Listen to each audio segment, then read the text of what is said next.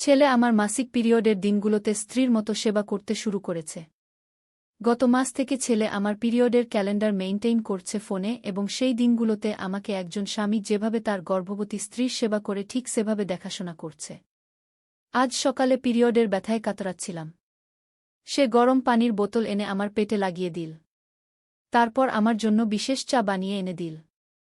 বলল, মা তুমি বিশ্রাম নাও, আজ সব কাজ আমি করব। দুপুরে আমার জন্য পুষ্টিকর খাবার বানিয়ে খাওয়াল। সন্ধ্যায় আমার পা ম্যাসেজ করে দিল। রাতে আমার পাশে শুয়ে পেটে হাত বুলিয়ে দিতে লাগল। আমি জিজ্ঞেস করলাম, কেন এত যত্ন নিচ্ছিস? সে আমার কপালে চুমু দিয়ে বলল, কারণ আমি তোমার স্বামী। একজন পুরুষ তার স্ত্রীর কষ্টের সময় এভাবেই পাশে থাকে। আমার গলা শুকিয়ে গেল। সে আরও বলল, মা আমি তোমার শরীরের সব প্রয়োজন বুঝি। তুমি আমার স্ত্রী হয়ে যাও, আমি সারা জীবন তোমার এভাবে যত্ন নেব। পিরিয়ডের ব্যথার চেয়ে তার কথাগুলো বেশি কষ্ট দিচ্ছিল। তার হাতের স্পর্শে আমার শরীর কাঁপছিল। এই গল্পটি সম্পূর্ণ শুনলে আপনাদের পানি অটোমেটিক বের হয়ে যাবে, সো যত দ্রুত সম্ভব হাতের কাছে টিস্যু নিয়ে বসে পড়ো। বিছানার চাদর যেন নষ্ট না হয় সেটা সম্পূর্ণ খেয়াল রাখার অনুরোধ জানিয়ে গল্পটি এখন শুরু করব। তার আগে সর্বশেষ অনুরোধ, দয়া করে এমন পানি বের করার গল্প নিয়মিত শুনতে আমাদের চ্যানেলটি সকলেই সাবস্ক্রাইব করুন। ধন্যবাদ। হ্যালো বন্ধুরা, আমার নাম মিথিলা সেন। আমার বয়স 39 বছর। আমার স্বামীর নাম প্রদীপ সেন, বয়স 52 বছর। আমাদের 2 সন্তান, রাহুল আর পূজা। রাহুল 21 বছর বয়সী, ইউনিভার্সিটিতে পড়ে। পূজা 14 বছর বয়সী, স্কুলে যায়। গত সপ্তাহ থেকে রাহুলের আচরণে একটা অদ্ভুত পরিবর্তন লক্ষ্য করছিলাম। সে আমার প্রতি এমনভাবে যত্ন নিতে শুরু করেছে যেটা একজন ছেলের পক্ষে তার মায়ের প্রতি স্বাভাবিক নয়। প্রথমে ভেবেছিলাম হয়তো কোনো গার্লফ্রেন্ডের কাছ থেকে শিখেছে। কিন্তু তার যত্নের ধরন দেখে মনে হচ্ছিল এ যেন কোনো স্বামীর আচরণ। গতকাল সকালে ঘুম থেকে উঠে দেখি রাহুল আমার জন্য বিছানায় চা নিয়ে এসেছে। এটা সে আগে কখনো করত না। আমি অবাক হয়ে জিজ্ঞেস করলাম, রাহুল তুই এসব কি করছিস? সে হেসে বলল, মা তুমি অনেক পরিশ্রম করো। আমার উচিত তোমার যত্ন নেওয়া। তার কথায় কিছু একটা লুকানো মনে হল। দিনভর সে আমার আশেপাশে ঘুরঘুর করতে লাগল। আমি রান্নাঘরে যেতেই সে দৌড়ে এসে বলল, মা তুমি বসো, আমি রান্না করি। আমি বললাম, না রাহুল, তোর পড়াশোনা আছে। কি? সে বলল, পড়াশোনার চেয়ে তোমার যত্ন নেওয়া বেশি জরুরি। সন্ধেবেলা প্রদীপ অফিস থেকে ফিরল। রাহুল তখনও আমার পাশে বসেছিল। প্রদীপ জিজ্ঞেস করল, রাহুল তুই আজকাল এত বেশি মায়ের কাছে থাকিস কেন? রাহুল বলল, বাবা মা একা থাকে। আমার উচিত তার সাথে সময় কাটানো। রাতে খাওয়ার সময় রাহুল আমার প্রিয় খাবারগুলো আমার প্লেটে তুলে দিতে লাগল। প্রদীপ বলল, এত যত্ন তো আমিও করি না। রাহুল বলল, বাবা তুমি তো সারাদিন অফিসে থাক। মায়ের দেখভাল করার দায়িত্ব আমার। পূজা বলল, দাদা তুমি মায়ের সাথে কি করছ? দেখতে তো বিয়ের পরে স্বামী স্ত্রীর মতো লাগছে। রাহুলের মুখ লাল হয়ে গেল। সে বলল, পূজা তুই কি বলছিস? আমি তো শুধু মায়ের যত্ন নিচ্ছি। রাতে শুতে যাওয়ার সময় রাহুল আমার রুমে এসে বলল, মা তোমার কোনো অসুবিধা হলে আমাকে ডাকবে। আমি বললাম, রাহুল তুই তো আগে এসব করতিস না। হঠাৎ কি হলো? সে বলল, মা আমি বুঝতে পারছি তুমি অনেক কষ্ট করো। একটা ছেলে হিসেবে আমার উচিত তোমার পাশে থাকা। পরের দিন সকালে ঘুম থেকে উঠে দেখি আমার ড্রেসিং টেবিলের উপর একটা চিরকুট রাখা। লেখা ছিল, প্রিয়তমা মিথিলা, তুমি আমার জীবনের সবচেয়ে গুরুত্বপূর্ণ মানুষ। আমি তোমার সবরকম যত্ন নিতে চাই। তোমার রাহুল। চিরকুটটা পরে আমার হাত কাঁপতে লাগল। এ যেন কোনো প্রেমিকের চিঠি। রাহুল তখন রান্নাঘরে নাস্তা তৈরি করছিল। আমি তার কাছে গিয়ে চিরকুটটা দেখিয়ে বললাম, রাহুল এটা কি? সে লজ্জিত হয়ে বলল, মা আমি শুধু বলতে চেয়েছি যে তুমি আমার কাছে খুব গুরুত্বপূর্ণ। দিনের পর দিন রাহুলের এই আচরণ বাড়তে থাকল। সে আমার জন্য ফুল কিনে আনতে শুরু করল। আমার প্রিয় গান বাজিয়ে রাখত। আমি যখন ঘরের কাজ করতাম সে আমার পাশে দাঁড়িয়ে থাকত। একদিন পূজা আমার কাছে এসে বলল, মা দাদার সাথে তোমার সম্পর্কটা কি? দেখতে তো নতুন বিবাহিত দম্পতির মতো লাগে। আমি বললাম, পূজা এসব কি বলছিস? রাহুল আমার ছেলে। পূজা বলল, কিন্তু মা দাদা তোমার সাথে যেভাবে আচরণ করে সেটা একজন স্বামীর মতো। রাতে প্রদীপের সাথে এই নিয়ে কথা বললাম। প্রদীপ বলল, মিথিলা রাহুল এখন যুবক। হয়তো কোনো মানসিক পরিবর্তনের মধ্য দিয়ে যাচ্ছে। আমি বললাম, কিন্তু তার আচরণটা স্বাভাবিক মনে হচ্ছে না। প্রদীপ বলল, আমি তার সাথে কথা বলব। পরের দিন প্রদীপ রাহুলকে ডেকে নিয়ে অনেকক্ষণ কথা বলল। কথা শেষে রাহুল কান্না করতে করতে আমার কাছে এল। বলল, মা, বাবা বলেছে আমি তোমার সাথে ভুল আচরণ করছি। কিন্তু আমি তো শুধু তোমাকে ভালোবাসি গুই। আমি বললাম, রাহুল, ভালোবাসা মানে এই নয় যে তুমি আমার সাথে একজন স্বামীর মতো আচরণ করবে। আমি তোমার মা ঘু। রাহুল বলল, কিন্তু মা, আমি যখন তোমার যত্ন নিই তখন খুব ভালো লাগে। মনে হয় আমি তোমার সবচেয়ে কাছের মানুষ গ। সেদিন রাতে রাহুলের রুম থেকে কান্নার আওয়াজ পেলাম। গিয়ে দেখি সে বালিশে মুখ গুজে কাঁদছে। আমি তার পাশে বসে বললাম, রাহুল, কি হয়েছে? সে বলল, মা, আমি কি খুব খারাপ? আমি তো শুধু তোমাকে খুশি করতে চেয়েছিলাম গু। আমি বুঝতে পারলাম রাহুল মানসিকভাবে কিছু সমস্যার মধ্য দিয়ে যাচ্ছে। হয়তো বয়ঃসন্ধিকালের জটিলতা বা কোনো গভীর মানসিক চাপ। আমি তাকে বোঝালাম যে সে আমার প্রিয় সন্তান এবং তার ভালোবাসা আমি বুঝি, কিন্তু সেটা প্রকাশের সঠিক উপায় জানতে হবে। পরের কয়েকদিন রাহুল খুবই চুপচাপ হয়ে গেল। সে আর আগের মতো আমার যত্ন নিত না। আমি বুঝলাম যে সে লজ্জিত এবং বিভ্রান্ত। একদিন সকালে দেখি সে আমার জন্য আবার চা নিয়ে এসেছে, কিন্তু এবার তার আচরণে সেই অদ্ভুততা নেই। সে বলল, মা, আমি বুঝতে পেরেছি আমার ভুল হয়েছে। আমি তোমাকে ভালোবাসি, কিন্তু সেটা একজন ছেলে হিসেবে। আমি চাই তুমি গর্বিত হও আমার উপর গু। আমি তাকে জড়িয়ে ধরে বললাম, রাহুল, আমি সবসময় তোমার উপর গর্বিত। তুমি আমার সবচেয়ে ভালো ছেলে গি। কিন্তু এই ঘটনার পর থেকেই আমাদের পরিবারে একটা অদ্ভুত রহস্য শুরু হল। রাহুল রাতে ঘুমের মধ্যে কথা বলতে শুরু করল। সে বলত, মা, তুমি কোথায় যাচ্ছ? আমাকে ছেড়ে যেজো না। প্রদীপ একদিন তার রুমে গিয়ে দেখে যে রাহুল ঘুমের মধ্যে কাঁদছে। পূজাও অদ্ভুত আচরণ করতে শুরু করল। সে বলত, মা, আমার মনে হয় আমাদের বাড়িতে কেউ আছে। আমি জিজ্ঞেস করলাম, কেমন কেউ? সে বলল, রাতে আমি পায়ের শব্দ শুনি। কেউ যেন আমাদের রুমের বাইরে হাঁটাহাঁটি করে। কি একটা রাতে আমিও সেই আওয়াজ শুনতে পেলাম। আমাদের বেডরুমের বাইরে কেউ যেন হাঁটছে। প্রদীপকে জাগিয়ে বললাম। সে উঠে দরজা খুলে বাইরে গেল। কিছুক্ষণ পরে ফিরে এসে বলল, কেউ নেই। হয়তো শব্দটা কোথাও থেকে আসছে গি। পরের দিন রাহুল আমার কাছে এসে বলল, মা, আমি রাতে একটা মহিলার কণ্ঠস্বর শুনি। সে আমার নাম ধরে ডাকে। আমি অবাক হয়ে বললাম, কী রকম কণ্ঠস্বর? রাহুল বলল, খুব মিষ্টি আর পরিচিত। মনে হয় যেন আমি চিনি এই কণ্ঠস্বর গু। এইসব অদ্ভুত ঘটনা আমাদের পরিবারে একটা ভয়ের পরিবেশ তৈরি করল। প্রদীপ বলল, আমাদের একজন মানসিক চিকিৎসকের কাছে যাওয়া উচিত কি? কিন্তু রাহুল রাজি হল না। সে বলল, আমি পাগল নই। আমি সত্যি এইসব শুনতে পাচ্ছি গু। একদিন রাহুলের কলেজের বন্ধু অর্ক আমাদের বাড়িতে এল। রাতে খাওয়ার সময় সেও বলল, আন্টি, আপনাদের বাড়িতে একটা অদ্ভুত অনুভূতি হচ্ছে। মনে হচ্ছে কেউ আমাদের দেখছে। কি এই কথা শুনে আমাদের আরও ভয় লাগল। অর্ক বলল, রাহুল, তুই কি কোনো অদ্ভুত স্বপ্ন দেখিস? রাহুল বলল, হ্যাঁ, আমি একজন মহিলাকে দেখি। সে আমার খুব কাছের মানুষ। কিন্তু তার মুখ পরিষ্কার দেখতে পাই না গে। অর্ক বলল, আন্টি, আমার মনে হয় এই বাড়িতে কোনো আত্মা আছে। প্রদীপ রেগে বলল, এসব ভূতের গল্প বলিস না। এগুলো সব মানসিক সমস্যা গু। কিন্তু পরের রাতেই আমিও সেই মহিলার কণ্ঠস্বর শুনলাম। সে আমার নাম ধরে ডাকছিল। আমি প্রদীপকে জাগিয়ে বললাম। প্রদীপও শুনতে পেল। আমরা দুজনে উঠে বাইরে গেলাম। সিঁড়ির নিচে একটা ছায়া দেখতে পেলাম। সেটা একজন মহিলার মতো দেখাচ্ছিল। প্রদীপ চেঁচিয়ে বলল, কে সেখানে? ছায়াটা অদৃশ্য হয়ে গেল। পরের দিন আমরা একজন তান্ত্রিকের কাছে গেলাম। তিনি আমাদের বাড়ির কথা শুনে বললেন, আপনাদের বাড়িতে একটা আত্মা আছে। সেটা কোনো মহিলার আত্মা। তার কোনো অতৃপ্ত ইচ্ছা আছে গি। তান্ত্রিক বাবাজি বললেন, এই আত্মা আপনার ছেলের সাথে একটা সম্পর্ক স্থাপন করতে চায়। সেজন্য সে তাকে প্রভাবিত করেছে। আপনার ছেলে যে আপনার প্রতি অদ্ভুত আচরণ করেছে সেটা এই আত্মার প্রভাবে গু। আমি জিজ্ঞেস করলাম, এই আত্মা কে? তান্ত্রিক বাবাজি বললেন, এটা জানতে হলে আমাকে আপনাদের বাড়িতে যেতে হবে। আমরা তাকে আমাদের বাড়িতে নিয়ে এলাম। বাবাজি আমাদের বাড়িতে এসে বিভিন্ন জায়গায় গিয়ে দেখলেন। তিনি রাহুলের রুমে গিয়ে বললেন, এই রুমে আত্মার উপস্থিতি সবচেয়ে বেশি। তিনি রাহুলকে বললেন, তুমি কি কোনো পুরানো জিনিস পেয়েছিলে? রাহুল ভেবে বলল, হ্যাঁ, গত মাসে আমি আলমারি পরিষ্কার করতে গিয়ে একটা পুরানো ডায়েরি পেয়েছিলাম। সেটা আমি পড়েছি। বাবাজি বললেন, সেই ডায়েরিটা কোথায়? রাহুল সেই ডায়েরিটা বের করে আনল। বাবাজি ডায়েরিটা খুলে দেখে বললেন, এই ডায়েরিটা একজন মৃত মহিলার। তার নাম অনিন্দিতা চট্টোপাধ্যায়। সে এই বাড়িতে থাকত। এই ডায়েরি পড়ার পর থেকেই তার আত্মা তোমার সাথে সংযোগ স্থাপন করেছে গি। ডায়েরিতে লেখা ছিল অনিন্দিতার প্রেমের গল্প। সে একজন যুবকের প্রেমে পড়েছিল, কিন্তু তাদের বিয়ে হতে পারেনি।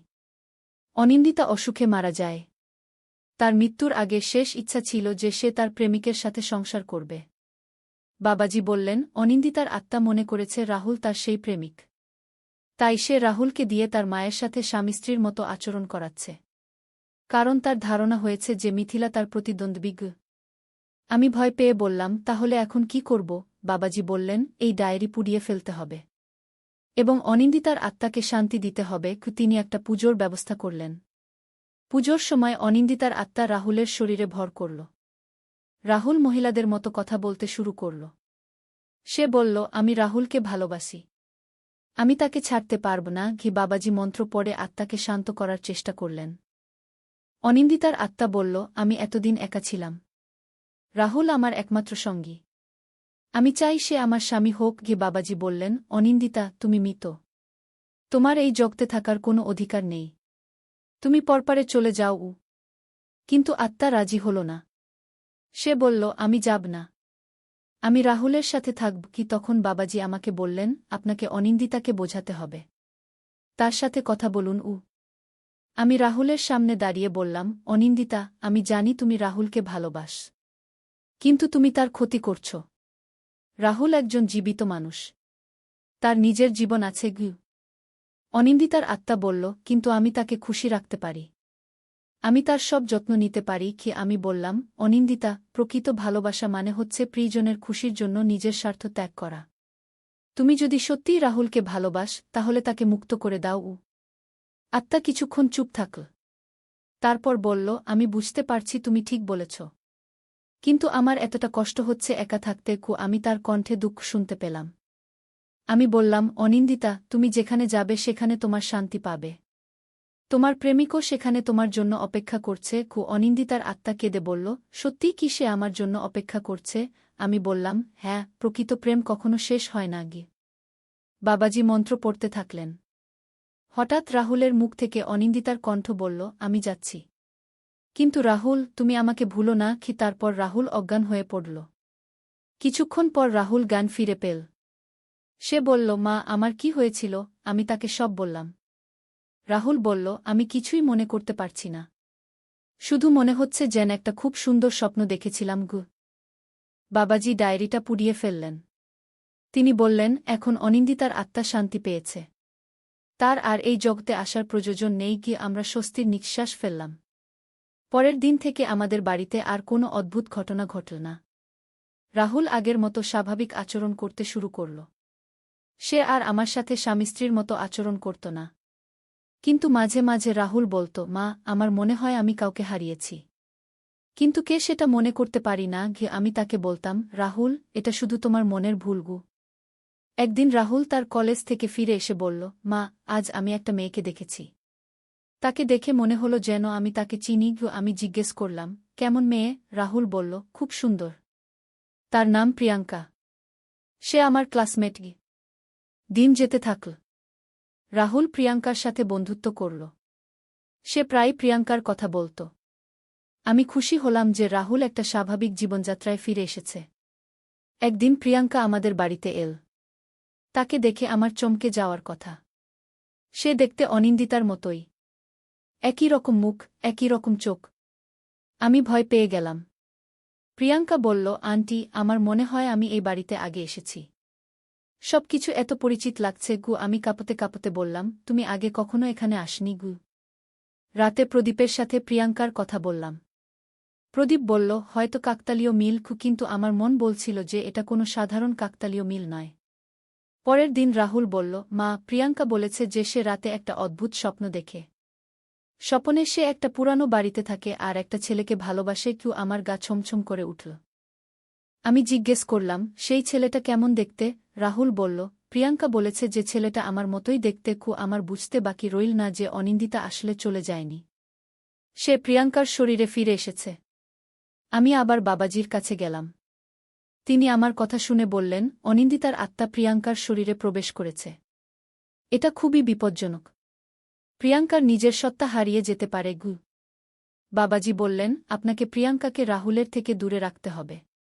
না হলে অনিন্দিতার আত্মা আরও শক্তিশালী হয়ে উঠবে। আমি বললাম, কিন্তু রাহুল প্রিয়াঙ্কাকে ভালোবাসে। বাবাজি বললেন, সেটাও অনিন্দিতার প্রভাব। আমি বাড়িতে ফিরে রাহুলকে বললাম, রাহুল, তুমি প্রিয়াঙ্কার সাথে দেখা করা বন্ধ করো। রাহুল অবাক হয়ে বলল, কেন মা? প্রিয়াঙ্কা তো খুব ভালো মেয়ে। আমি বললাম, আমার মন বলছে যে সে তোমার জন্য ভালো নয়। রাহুল রেগে বলল, মা তুমি কি বলছ? আমি প্রিয়াঙ্কাকে ভালোবাসি। আমি তাকে ছাড়তে পারব না। আমি বুঝতে পারলাম যে অনিন্দিতার প্রভাব রাহুলের উপর আবার শুরু হয়েছে। পরের দিন প্রিয়াঙ্কা আবার আমাদের বাড়িতে এল। এবার তার আচরণ আরও অদ্ভুত। সে আমাকে বলল, আন্টি, আমার মনে হয় আমি এই বাড়ির মালিক। রাহুল আমার স্বামী। আমি ভয় পেয়ে বললাম, প্রিয়াঙ্কা, তুমি কি বলছ? প্রিয়াঙ্কা বলল, আন্টি, আপনি আমার জায়গা দখল করে আছেন। রাহুল আমার। আপনি তার মা হতে পারেন না। আমি বুঝতে পারলাম যে এটা প্রিয়াঙ্কা বলছে না, এটা অনিন্দিতা। আমি চেঁচিয়ে বললাম, অনিন্দিতা, তুমি চলে যাও। প্রিয়াঙ্কাকে ছেড়ে দাও। প্রিয়াঙ্কা হেসে বলল, আমি যাব না। এবার আমি সত্যিকারের শরীর পেয়েছি। রাহুলের সাথে আমি সংসার করব। রাহুল তখন ঘরে প্রবেশ করল। প্রিয়াঙ্কাকে দেখে সে খুশি হয়ে বলল, প্রিয়াঙ্কা, তুমি এসেছ? প্রিয়াঙ্কা রাহুলকে জড়িয়ে ধরে বলল, হ্যাঁ, আমি এসেছি। এবার আমি আর যাব না। আমি রাহুলকে টেনে বললাম, রাহুল, প্রিয়াঙ্কা ঠিক নেই। তুমি তার কাছ থেকে দূরে থাক। রাহুল বলল, মা, তুমি প্রিয়াঙ্কার বিরুদ্ধে কেন? সে তো কোনো খারাপ কাজ করেনি। প্রিয়াঙ্কা আমার দিকে তাকিয়ে হাসল। তার হাসিতে অনিন্দিতার ছাপ স্পষ্ট। সে বলল, আন্টি, আপনি চিন্তা করবেন না। আমি রাহুলের খুব যত্ন নেব। তারপর সে রাহুলের হাত ধরে বলল, চলো রাহুল, আমরা বাইরে যাই। রাহুল প্রিয়াঙ্কার সাথে চলে গেল। আমি অসহায় হয়ে পড়লাম। আমি প্রদীপকে ফোন করে সব বললাম। প্রদীপ অফিস ছেড়ে বাড়িতে এল। সন্ধেবেলা রাহুল প্রিয়াঙ্কাকে নিয়ে ফিরল। তারা দুজনে হাত ধরেছিল। প্রদীপ রাহুলকে জিজ্ঞেস করল, রাহুল, তুমি কি করছ? রাহুল বলল, বাবা, আমি প্রিয়াঙ্কাকে বিয়ে করব। প্রদীপ অবাক হয়ে বলল, কি? তুমি তো এখনো পড়াশোনা শেষ করনি। রাহুল বলল, বাবা, প্রেম কোনো বয়স দেখে না। আমি প্রিয়াঙ্কাকে ভালোবাসি। প্রিয়াঙ্কা আমার দিকে তাকিয়ে বিজয়ীর হাসি হাসল। রাতে খাওয়ার টেবিলে প্রিয়াঙ্কা রাহুলকে খাইয়ে দিতে লাগল। সে বলল, রাহুল, তুমি আমার প্রিয় খাবার চিনো? রাহুল বলল, না, কি? প্রিয়াঙ্কা বলল, মিষ্টি দই আর রসগোল্লা। আমার চমকে যাওয়ার কথা, কারণ এগুলো অনিন্দিতার প্রিয় খাবার ছিল। পূজা বলল, দিদি, তুমি কেমন অদ্ভুত কথা বলো। আগে তো তুমি মিষ্টি খেতে পারতে না। প্রিয়াঙ্কা বলল, আমার পছন্দ বদলে গেছে। আমি বুঝতে পারলাম যে প্রিয়াঙ্কার ব্যক্তিত্ব সম্পূর্ণভাবে পরিবর্তিত হয়ে গেছে। রাতে প্রিয়াঙ্কা আমাদের বাড়িতেই থেকে গেল। সে রাহুলের রুমে শুতে চাইল। প্রদীপ বলল, এটা ঠিক হবে না। তুমি গেস্ট রুমে শুজো। কিন্তু প্রিয়াঙ্কা বলল, আঙ্কেল, আমি রাহুলের ভবিষ্যৎ স্ত্রী। আমার অধিকার আছে তার পাশে থাকার। আমি আর সহ্য করতে পারলাম না। আমি বাবাজিকে ফোন করে বললাম, বাবাজি, দয়া করে আপনি আসুন। পরিস্থিতি খারাপ হয়ে যাচ্ছে। বাবাজি বললেন, আমি কাল সকালে আসছি। সেই রাতে আমি একটুও ঘুমাতে পারলাম না। বারবার রাহুলের রুমের দিক থেকে হাসির আওয়াজ আসছিল। মনে হচ্ছিল দুইজন মানুষ কথা বলছে, কিন্তু একটা কণ্ঠস্বর ছিল অপরিচিত। পরের দিন সকালে বাবাজি এলেন। তিনি প্রিয়াঙ্কাকে দেখেই বুঝে গেলেন। তিনি আমাকে আলাদা করে বললেন, অনিন্দিতা প্রিয়াঙ্কার শরীর সম্পূর্ণভাবে দখল করে নিয়েছে। এখন প্রিয়াঙ্কার নিজস্ব সত্তা প্রায় বিলুপ্ত। বাবাজি বললেন, আমাদের একটা শক্তিশালী পুজো করতে হবে। কিন্তু এটা খুবই বিপজ্জনক। অনিন্দিতা এখন অনেক শক্তিশালী। আমি বললাম, যা করার করুন। প্রিয়াঙ্কাকে বাঁচাতে হবে। বাবাজি পুজোর প্রস্তুতি নিতে লাগলেন। প্রিয়াঙ্কা বুঝতে পেরে বলল, আপনারা কি করার চেষ্টা করছেন? আমি যেতে চাই না। রাহুল বলল, বাবাজি, প্রিয়াঙ্কার কোনো সমস্যা নেই। আপনারা তাকে কষ্ট দিবেন না। বাবাজি মন্ত্র পড়া শুরু করলেন। প্রিয়াঙ্কা হঠাৎ চেঁচিয়ে উঠল, আমি যাব না। রাহুল আমার। তার কণ্ঠস্বর সম্পূর্ণ পরিবর্তিত হয়ে গেল। এটা এখন অনিন্দিতার কণ্ঠস্বর। অনিন্দিতা প্রিয়াঙ্কার শরীর দিয়ে রাহুলকে জড়িয়ে ধরল। বলল, রাহুল, তুমি আমাকে ছাড়বে না তো? আমি তোমার জন্য এতদিন অপেক্ষা করেছি। রাহুল বিভ্রান্ত হয়ে বলল, প্রিয়াঙ্কা, তুমি কি বলছ? বাবাজি জোরে মন্ত্র পড়তে লাগলেন। অনিন্দিতা চেঁচিয়ে বলল, তোমরা আমাকে আলাদা করতে পারবে না। আমি এবার সত্যিকারের শরীর পেয়েছি। তারপর সে প্রিয়াঙ্কার শরীর নিয়ে পালানোর চেষ্টা করল। প্রদীপ প্রিয়াঙ্কাকে ধরে রাখল। অনিন্দিতা চেঁচিয়ে বলল, ছাড়ো আমাকে। আমার স্বাধীনতার অধিকার আছে। বাবাজি বললেন, তুমি মৃত। তোমার এই জগতে কোনো অধিকার নেই। পুজো চলতে থাকল। হঠাৎ প্রিয়াঙ্কার মুখ থেকে অন্য একটা কণ্ঠস্বর বেরিয়ে এল।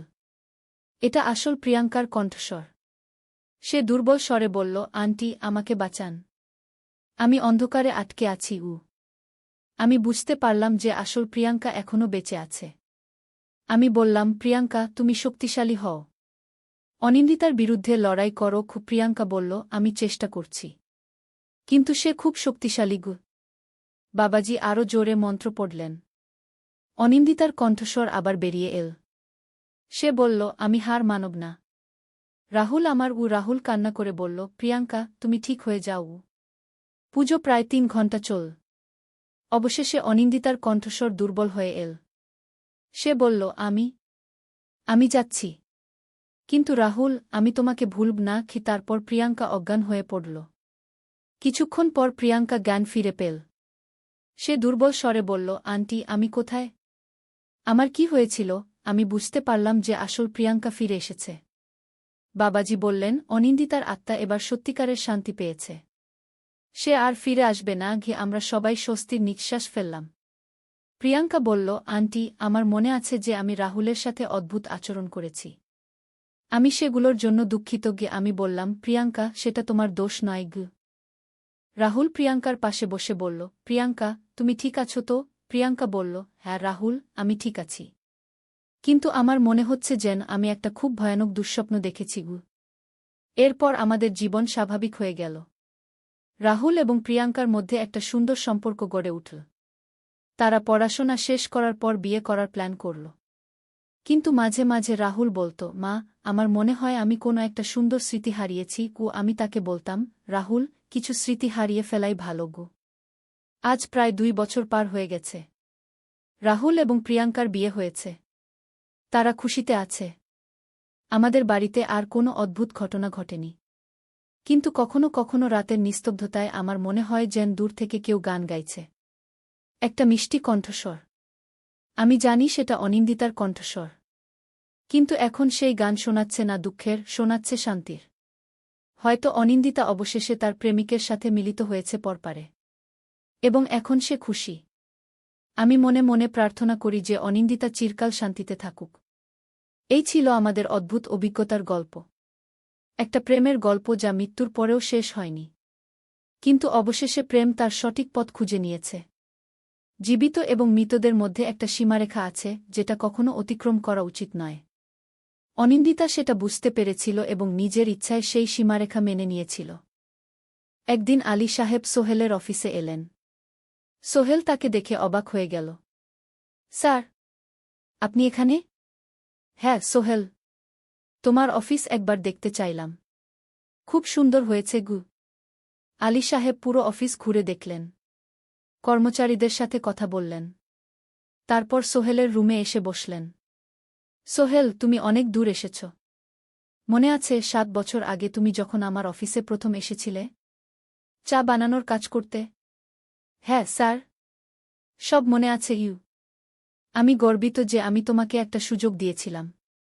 আর তুমি সেই সুযোগকে কাজে লাগিয়েছ। জানো সফলতার মূল সূত্র কি? কি স্যার? কঠোর পরিশ্রম, সততা আর হাল না ছাড়া। তোমার মধ্যে এই 3টা গুণই আছে। সোহেল চোখে জল নিয়ে বলল, আপনি না থাকলে আজ আমি এখানে পৌঁছাতে পারতাম না স্যার। না সোহেল, আমি শুধু একটা দরজা খুলে দিয়েছিলাম। ভেতরে ঢুকে পথ তৈরি করেছ তুমি নিজে। আলী সাহেব চলে যাওয়ার আগে বললেন, আমার একটা বড় প্রজেক্ট আছে। একটা 20 ফ্লোর বিজনেস টাওয়ার। আমি চাই তুমি এই প্রজেক্টে আমার সাথে পার্টনার হও। 50-50। রাজি? সোহেল অবাক হয়ে গেল। এত বড় প্রজেক্ট?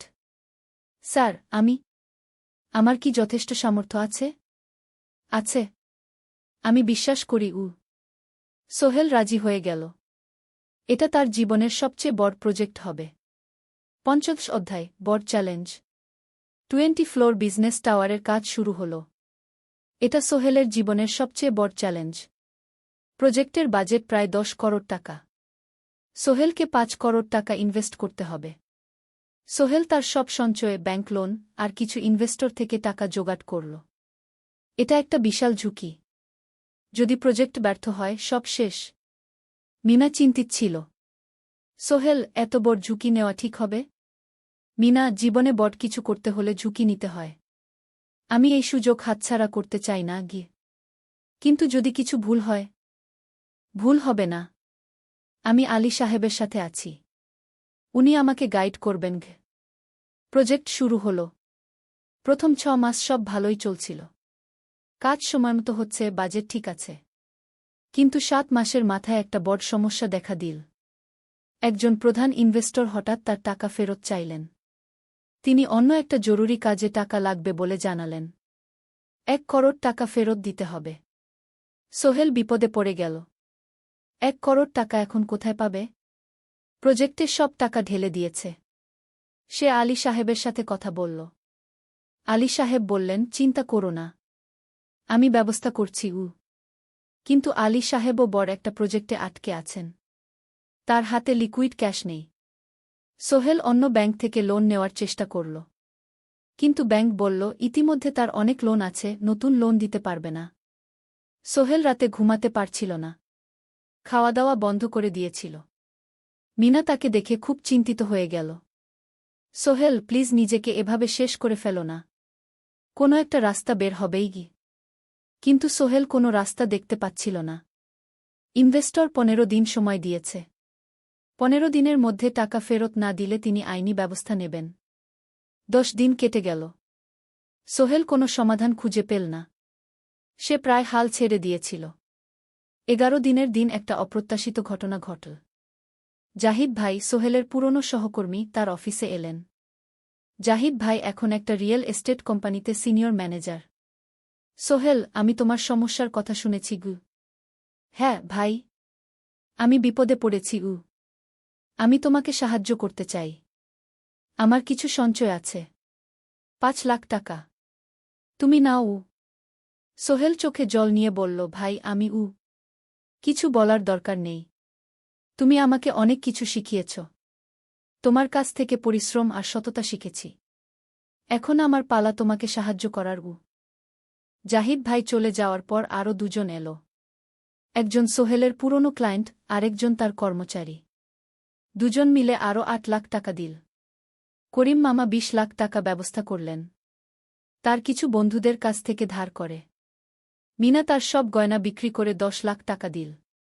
সবাই মিলে প্রায় 45 লাখ টাকা জোগাড় হল। বাকি 65 লাখ টাকা সোহেল তার অফিসের সব অ্যাসেট বিক্রি করে আর একটা প্রাইভেট ফিন্যান্স কোম্পানি থেকে উচ্চ সুদে লোন নিয়ে ব্যবস্থা করল। ঠিক 14 দিনের দিন সোহেল ইনভেস্টরকে 1 করোড় টাকা ফেরত দিল। ইনভেস্টর টাকা নিয়ে চলে গেলেন। সোহেল তার অফিসে ফিরে এসে চেয়ারে বসে কাঁদল। এত চাপ, এত টেনশন, সব যেন একসাথে বের হয়ে এলো। মিনা এসে তাকে জড়িয়ে ধরল। আমরা পেরেছি সোহেল, আমরা পেরেছি।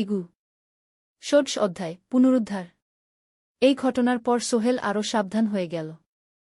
সে বুঝল, ব্যবসায় শুধু সাহস নয়, বুদ্ধিও লাগে। ঝুঁকি নিতে হয়, কিন্তু হিসাব করে। প্রজেক্ট চলতে থাকল।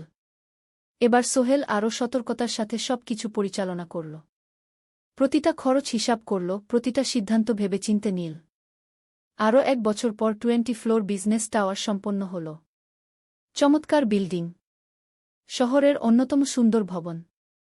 বিল্ডিংয়ের উদ্বোধন অনুষ্ঠানে শহরের মেয়র এলেন। অনেক ব্যবসায়ী, সাংবাদিক এলো। সোহেলের নাম পত্রিকায় ছাপা হল। স্বপ্নের শহরে এক তরুণ উদ্যোক্তার সফলতার গল্প। প্রজেক্ট থেকে সোহেলের লাভ হল প্রায় 2 করোড় টাকা। এই টাকা দিয়ে সে সব ঋণ শোধ করল। জাহিদ ভাইয়ের টাকা ফেরত দিল। করিম মামার ঋণ শোধ করল। যারা সাহায্য করেছিল সবাইকে টাকা ফেরত দিল। মিনার জন্য নতুন গয়না কিনল, আরও সুন্দর। তার মাকে গ্রামে একটা নতুন পাকা বাড়ি বানিয়ে দিল। মা কাঁদতে কাঁদতে বললেন, তোর বাবা বেঁচে থাকলে কত খুশি হতো। তুই আমার সব স্বপ্ন পূরণ করেছিস। সোহেল নিজেদের জন্য একটা ফ্ল্যাট কিনল। 4 রুমের ফ্ল্যাট, সমুদ্রের কাছে। এখন আর ভাড়া বাড়িতে থাকতে হয় না। 17 অধ্যায়, প্রতিদান। সোহেল এখন একজন প্রতিষ্ঠিত উদ্যোক্তা। কিন্তু সে তার শেখ ভোলেনি। যে গ্রাম থেকে সে এসেছে, যারা তাকে সাহায্য করেছে, কাউকেই ভোলেনি। সে তার গ্রামে একটা স্কুল বানিয়ে দিল। সোহেল ফাউন্ডেশন স্কুল কু গরিব ছেলেমেয়েরা ফ্রিতে পড়তে পারবে। ভালো শিক্ষক নিযোগ দিল। ভালো পড়াশোনার ব্যবস্থা করল। শহরে একটা ফ্রি মেডিকেল ক্লিনিক খুল। গরিব মানুষরা ফ্রিতে চিকিৎসা পাবে। প্রতি বছর 10 জন মেধাবী কিন্তু গরিব ছাত্রছাত্রীকে স্কলারশিপ দেওয়া শুরু করল। তারা বিনামূল্যে পড়াশোনা করতে পারবে। একদিন একটা টিভি চ্যানেল সোহেলের ইন্টারভিউ নিতে এলো। আপনার সফলতার গোপন সূত্র কি? সোহেল একটু ভেবে বলল, কঠোর পরিশ্রম, সততা আর হাল না ছাড়া। এই 3টা জিনিস যদি কারো মধ্যে থাকে, সে যে কোনো কিছু অর্জন করতে পারে। আর সবচেয়ে বড় কথা, যারা আমাকে সাহায্য করেছে তাদের ছাড়া আমি কিছুই না। একা কেউ সফল হতে পারে না। আপনার পরবর্তী স্বপ্ন কি? আমি চাই আরও মানুষকে সাহায্য করতে। আমার মতো যারা গ্রাম থেকে শহরে আসে তাদের জন্য একটা ট্রেনিং সেন্টার খুলব। তারা সেখানে বিভিন্ন স্কিল শিখতে পারবে, চাকরি পাবে, নিজের পায়ে দাঁড়াতে পারবে। অষ্টাদশ অধ্যায়, নতুন প্রজন্ম। আরও 5 বছর কেটে গেল। সোহেল এখন 45 বছরের। তার মেয়ে সারা এখন 9 বছরের। স্কুলে ক্লাস 4-এ পড়ে। খুব মেধাবী মেয়ে। একদিন সারা বাবাকে জিজ্ঞেস করল, বাবা, তুমি কিভাবে এত বড় হলে? আমার বন্ধুরা বলে তুমি একজন সফল মানুষ গো। সোহেল তাকে কোলে নিয়ে বসল। বাবা, তুমি জানো তোমার দাদু ছিলেন একজন স্কুল শিক্ষক। খুব সৎ মানুষ। কিন্তু আমরা গরিব ছিলাম। আমি রিকশা চালাতাম। রিকশা? সত্যি? হ্যাঁ। তারপর আমি এই শহরে এলাম। অনেক কষ্ট করেছি। কিন্তু হাল ছাড়িনি। মানুষ আমাকে সাহায্য করেছে। আর আমি কঠোর পরিশ্রম করেছি। বাবা, আমিও কি তোমার মতো হতে পারব? অবশ্যই পারবে বাবা। তবে মনে রেখো, সফলতা মানে শুধু টাকা পয়সা না।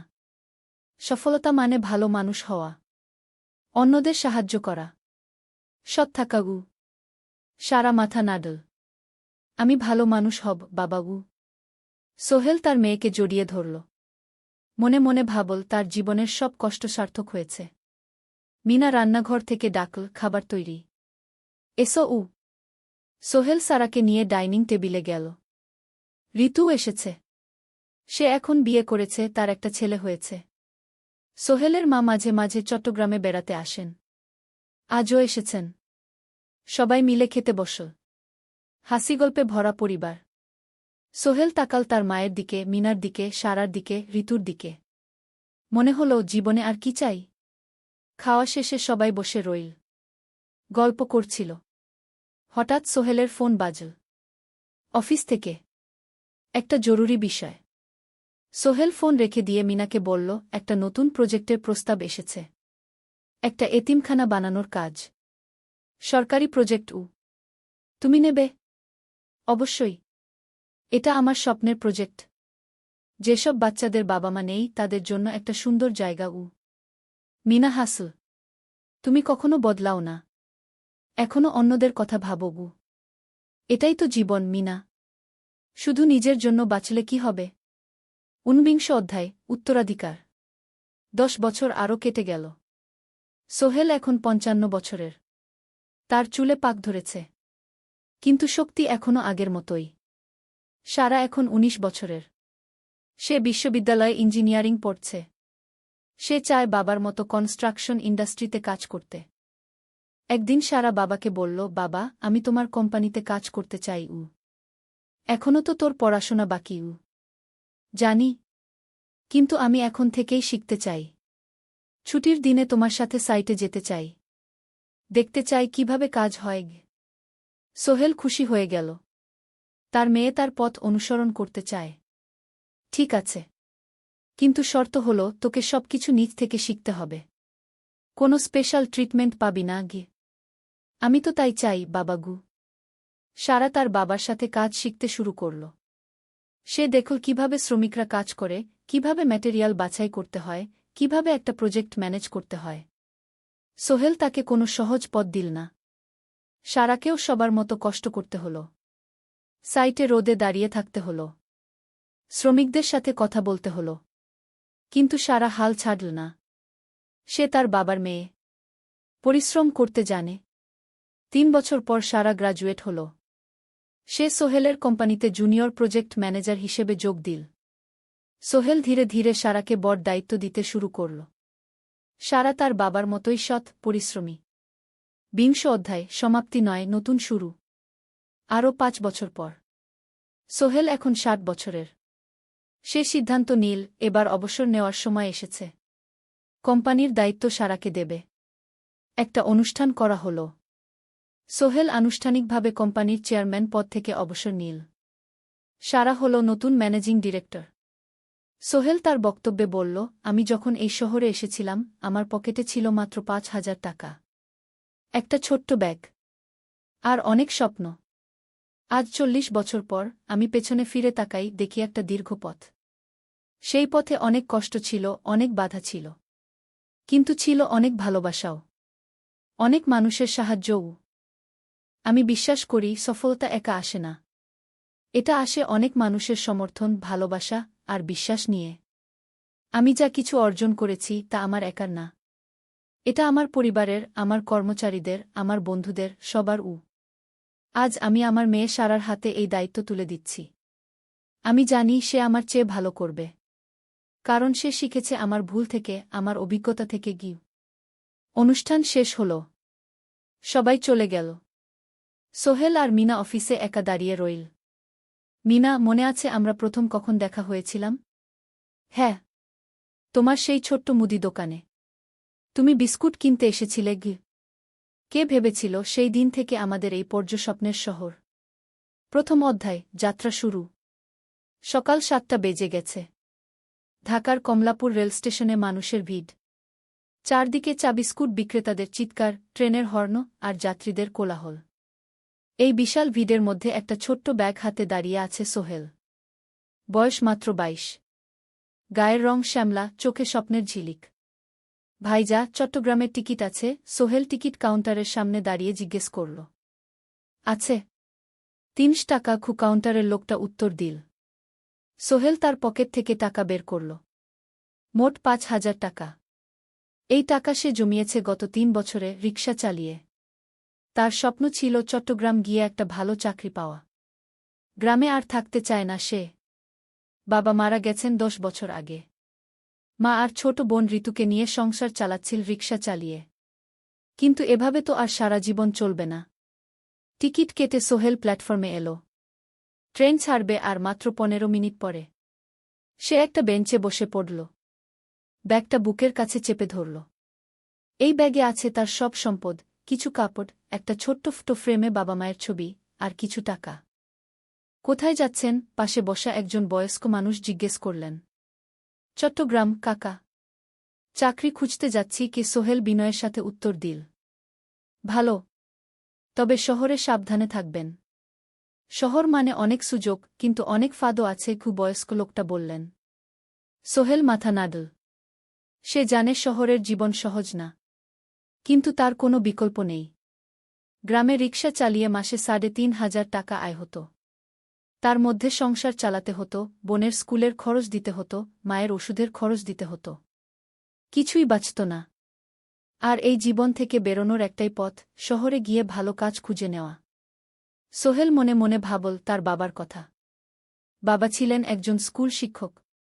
খুব সৎ মানুষ ছিলেন। সবসময় বলতেন, সোহেল, তুই লেখাপড়া শিখে বড় মানুষ হবি। আমাদের পরিবারে আর কেউ বড় চাকরি করেনি।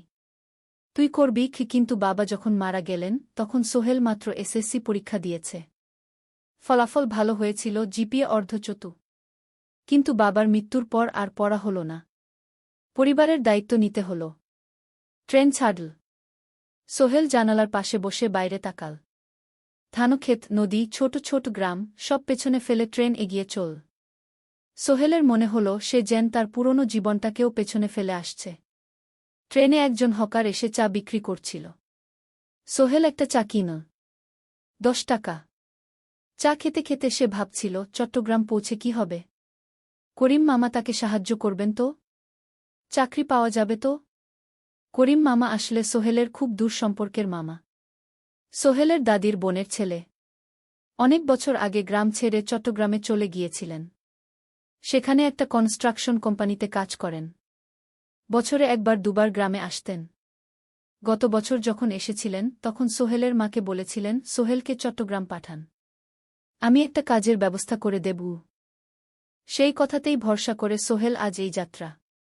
দ্বিতীয় অধ্যায়, নতুন শহর। চট্টগ্রাম পৌঁছাতে প্রায় 6 ঘণ্টা লেগে গেল। দুপুর 1টা বাজে। সোহেল স্টেশন থেকে বের হয়ে শহরের রাস্তায় দাঁড়াল। কি বিশাল শহর! এত গাড়ি, এত মানুষ। চারদিকে উঁচু উঁচু বিল্ডিং, দোকানপাট, মানুষের ভিড়। সোহেল কিছুক্ষণ দাঁড়িয়ে থাকল সব কিছু দেখতে দেখতে। তার মনে হচ্ছিল সে যেন অন্য কোনো পৃথিবীতে এসে পড়েছে। তার পকেটে একটা ছোট্ট কাগজ আছে। সেখানে লেখা একটা ঠিকানা, করিম মিয়া, বাড়ি নং 23, রোড নং 5, আগ্রাবাদ, চট্টগ্রামকে। সোহেল একটা রিকশা ডাকল। কত নেবেন আগ্রাবাদ যেতে? 50 টাকা গু। সোহেল রিকশায় উঠল। রাস্তার দুধারে দোকান, মার্কেট, অফিস, সব কিছু দেখতে দেখতে সে অবাক হয়ে গেল। এত বড় শহর, এত কিছু! গ্রামের সেই ছোট্ট বাজারের সাথে কোনো তুলনাই হয় না। প্রায় আধা ঘণ্টা পর রিকশা একটা পুরনো বাড়ির সামনে থামল। 3 তলা বাড়ি, কিন্তু রং উঠে গেছে। সিঁড়ি দিয়ে উঠে 3য় তলায় করিম মামার ফ্ল্যাটে নক করল। দরজা খুলল এক মধ্যবয়সী মহিলা। কে? আসসালামু আলাইকুম আপা। আমি সোহেল। নোয়াখালীর গ্রাম থেকে এসেছি। করিম মামা বাড়িতে আছেন? মহিলা তাকে মাথা থেকে পা পর্যন্ত দেখল। করিম তো অফিসে গেছে। তুমি কে? কোথা থেকে এসেছ? সোহেল সব খুলে বলল। মহিলা তাকে ভেতরে ঢুকতে দিল। বসো। করিম সন্ধ্যায় ফিরবে গু। ফ্ল্যাটটা ছোট। 2টো রুম, একটা ছোট্ট রান্নাঘর আর একটা বাথরুম। কিন্তু সোহেলের কাছে খুব সুন্দর লাগল। গ্রামের সেই টিনের ঘরের চেয়ে তো অনেক ভালো। মহিলা তার নাম জানাল সালমা। করিম মামার স্ত্রী। তাদের 2টো ছেলে, একজন ক্লাস 8-এ পড়ে, আরেকজন ক্লাস 5-এ। খেয়েছ? সালমা আপা জিজ্ঞেস করল। না আপা গু। অপেক্ষা করো। ভাত আছে, মাছ আছে। খাও। সোহেল প্রথমে রাজি হতে চাইল না, কিন্তু খুব খিদে পেয়েছিল। সকাল থেকে শুধু একটা চা আর বিস্কুট খেয়েছে। খাওয়া দাওয়ার পর সোহেল বসে রইল। সালমা আপা তাকে গল্প করতে লাগল। তোমার মা কেমন আছেন? তোমার বোন? ভালো আছে আপা। মার একটু গেটে বাত আছে। ওষুধ খাচ্ছেন। বোন স্কুলে পড়ে কু। তুমি কি করতে চাও এখানে? চাকরি খুঁজছি আপা। যে কোনো কাজ করব। বাসায় মা আর বোনকে টাকা পাঠাতে হবে। সালমা আপা মাথা নাড়ল। করিম তোমার জন্য কিছু একটা করবে। সে ভালো মানুষ গ। সারাদিন অপেক্ষা করল সোহেল। সন্ধ্যা 6টায় করিম মামা ফিরলেন। 50-এর কাছাকাছি বয়স, কালো রঙের প্যান্ট শার্ট পরা, হাতে একটা ব্যাগ। আরে সোহেল, কবে এলি? করিম মামা খুশি হয়ে বললেন। আজ সকালে মামা গু। করিম মামা তাকে জড়িয়ে ধরলেন। অনেকদিন পর দেখলাম। কেমন আছিস? ভালো আছি মামা গি। ভালো করেছিস এসে। এখানে অনেক সুযোগ আছে। তোর জন্য একটা কাজের ব্যবস্থা করে দেব। তবে প্রথমে কয়েকদিন এখানে থাক। শহরটা একটু চিনে নে। তারপর কাজে যোগ দিবি। সোহেলের মনে আসার আলো জ্বল। সে ভাবল হয়তো তার ভাগ্য এবার পাল্টাবে। 3য় অধ্যায়, প্রথম চাকরি। 1 সপ্তাহ পরে করিম মামা সোহেলকে তার কোম্পানিতে নিয়ে গেলেন। কোম্পানির নাম আলামিন কনস্ট্রাকশন। অফিসটা শহরের কেন্দ্রে 5 তলা একটা বিল্ডিংয়ের দোতলায়। মালিক আলী সাহেব।